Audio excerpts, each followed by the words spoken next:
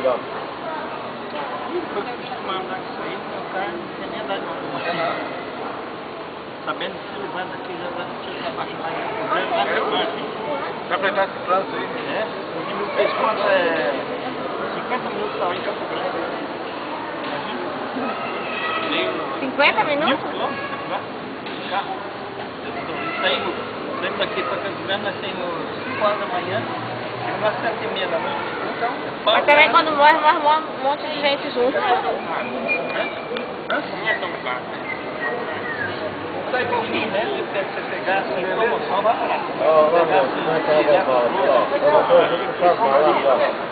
Olha lá, como é que ela das malas, ó. Um tratorzinho. Ele tá parado por quê, vamos ver ali lá? Ah, é? Olha os caras Vai pegar a pista, ó. Vai sair, esse daqui vai sair, esse lá vai sair. Viu, meu? Tá me ouvindo? Levanta, ó. O trator tem uma força danada. Olha lá, põe esse cadinho lá, ó. É um movimento, né? Olha como é que Não, eu falei que você não é muito pesado.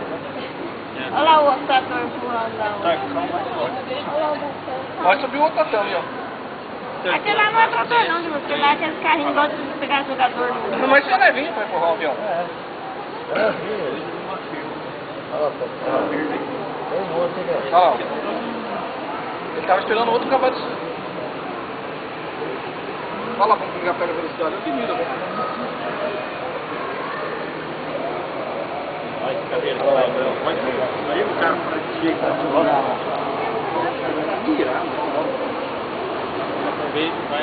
lá. Ele vai 300 por hora. Porque pegou mais velocidade, né? Ele vai subir primeiro que o outro, aí, ó. É que o bicho é grandão, não é molezinha, tá bom. Olha lá. Sai de segundo. Vai lá no céu. Tá subindo.